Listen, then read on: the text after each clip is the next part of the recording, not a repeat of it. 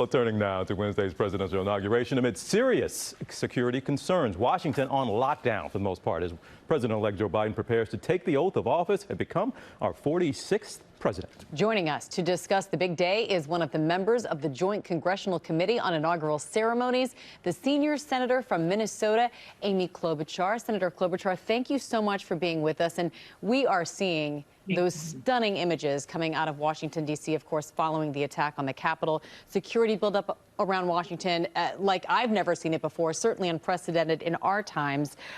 Amid all of these obvious security concerns, Senator, why still hold the inauguration outside given the risks?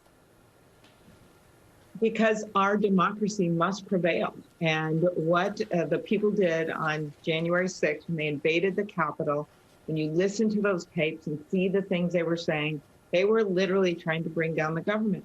Yeah, that's what they did. But they didn't win. And that's why at 4 in the morning, we went back there, finished our jobs, counted the votes, and in a strong bipartisan vote, supported the fact that Joe Biden and Kamala Harris had won fair and square.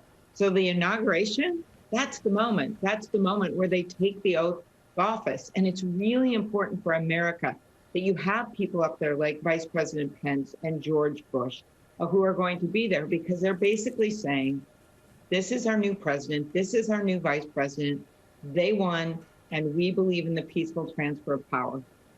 Senator, despite what we saw at that Capitol insurrection, not every Trump supporter takes it that far, obviously, but you still have 75 million plus people that voted for President Trump. We are very much a divided country. So maybe Vice President, the President-elect Biden has asked you for advice, but if he hasn't, if he did, what would you tell him he has to put into that address after he's inaugurated to try to bring this country together?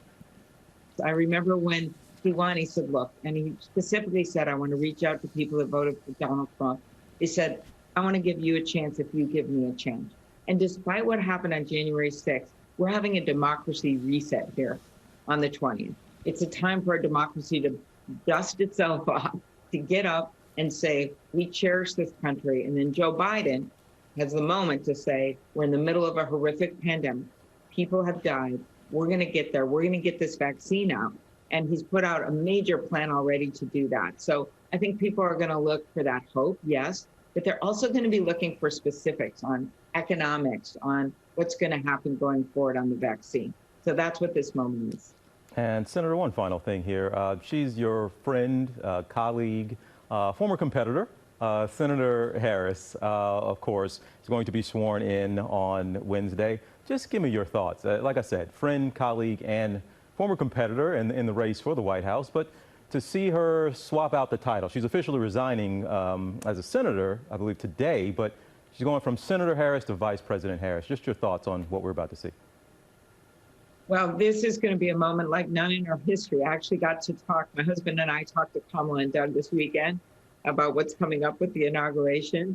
And, you know, I've said to her what I'll say to you, and that is that when she takes that oath of office, the first African-American woman, Asian-American woman president, vice president, it is literally going to be a moment where every little girl and every little boy in this country can say anything and everything is possible.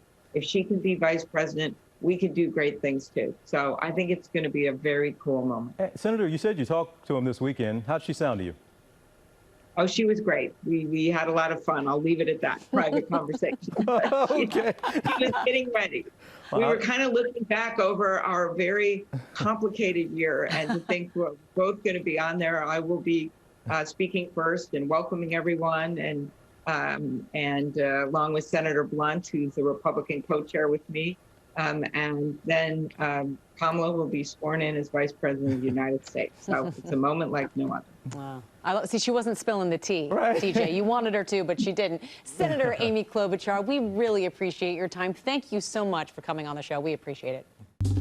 Well, hey there, GMA fans. Robin Roberts here. Thanks for checking out our YouTube channel. Lots of great stuff here. So go on, click the subscribe button right over here to get more of awesome videos and content from GMA every day, anytime. We thank you for watching, and we'll see you in the morning on GMA.